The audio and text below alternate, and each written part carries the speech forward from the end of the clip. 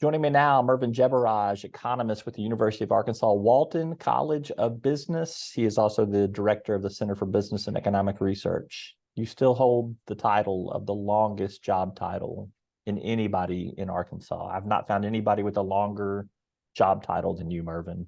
Can you shorten it just a little bit for me? Oh, I thought I should make it longer. You're just going to get economist on your nameplate today. All right, let's talk a little bit. Arkansas's unemployment rate falls to a historic low of 3%, 3.0%. I know earlier this week we got our latest revenue report, which is a reflection of economic conditions in Arkansas. There's a $430 million surplus in the state of Arkansas with 2 months to go in the fiscal year.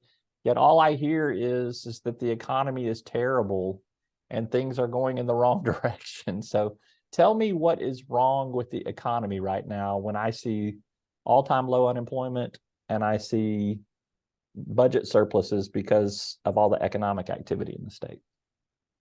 Right. I mean, I think you see the all-time, historically low unemployment as far as at least the national government has kept statistics at the state level. So 3.0% unemployment rate in Arkansas.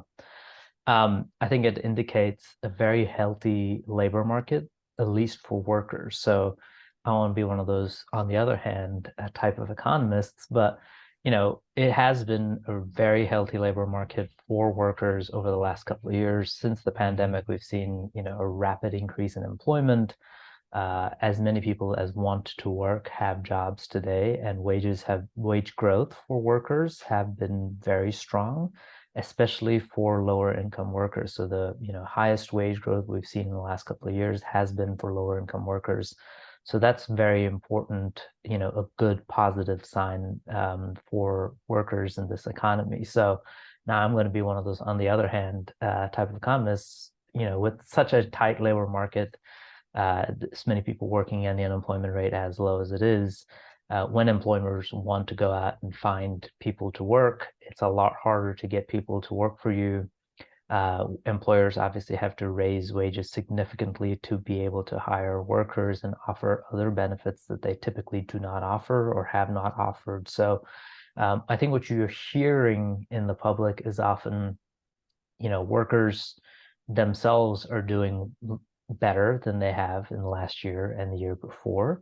But what you're hearing constantly is, especially from smaller businesses, employers saying that they're having a hard time hiring workers, and that colors their view of economic conditions because their employment costs have gone up significantly. So, but you look at labor force participation rate, it has increased nationally, especially if you look at the prime age labor force participation rate. This is people between 25 and 55, so they're out of school and they're not retired yet. That labor force, that employment rate is certainly higher than it was pre-pandemic and is at one of the higher rates that we've seen in the last couple of decades. So I think you're looking at a very healthy labor market on, employees' side, on the worker side, but it is very tight for employers that want to hire workers. There's just going to be, at least in the short term, not a whole lot we can do to increase the supply of workers without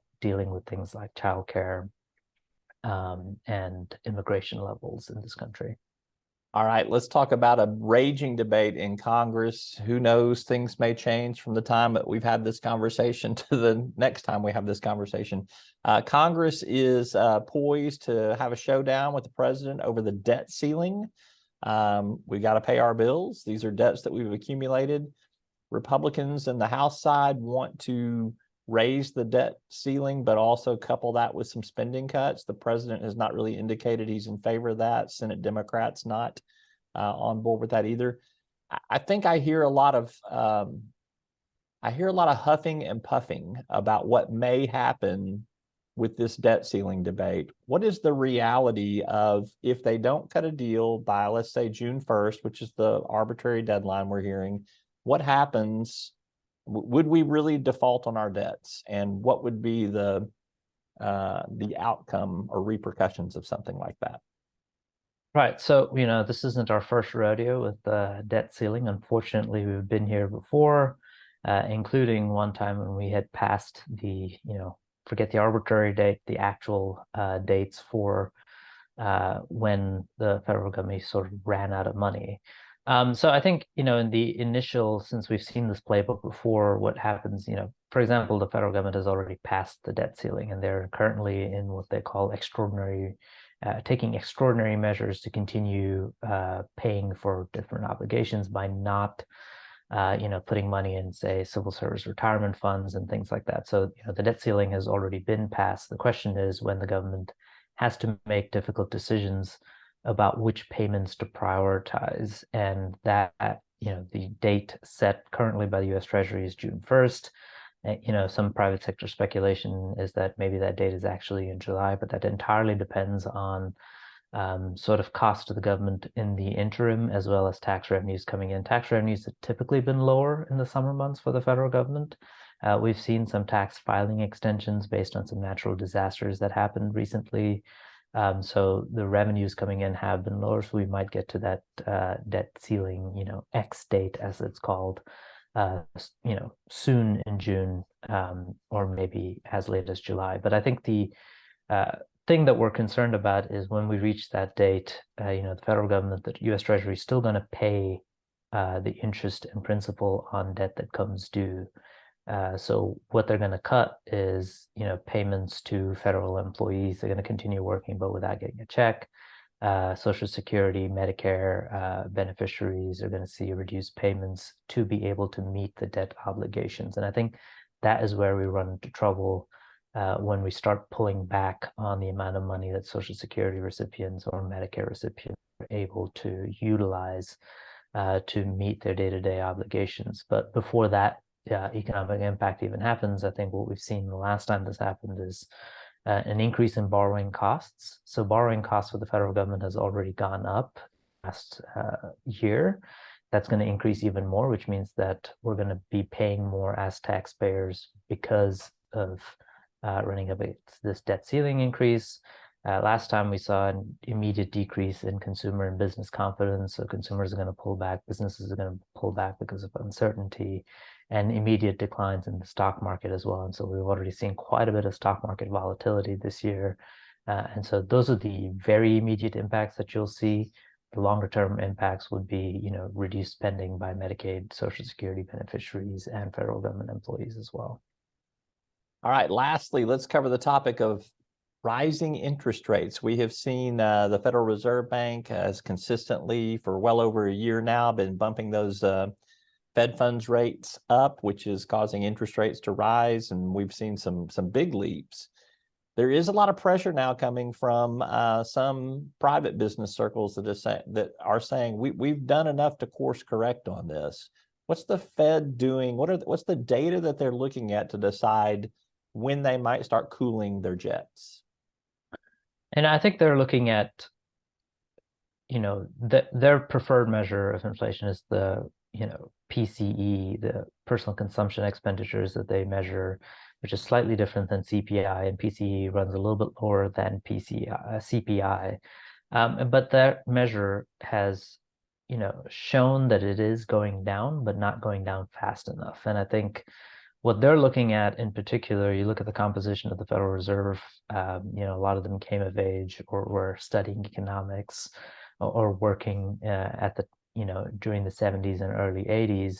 And what they remember is the mistakes that the Federal Reserve made in the 70s, where every time the inflation rates started cooling, they pulled back, reducing interest rates, and then inflation kicked back up. And then they had to raise rates again. They saw it cooling, they pulled back, inflation rates went up again, until you had this long, painful process under Volcker where they continue to raise interest rates. Inflation eventually permanently cooled down, at least until right after the pandemic. So I think that's the experience that they're most familiar with. So we're seeing inflation rates, visibly go down, but not go down fast enough. And so the debate really is, do we continue raising interest rates or hold at the high level of interest rates that we have right now for a longer period of time until we see inflation get much closer to that 2% target that they have set? Or do we assume that this inflation is going to take its time getting to 2%, but it is heading in that direction?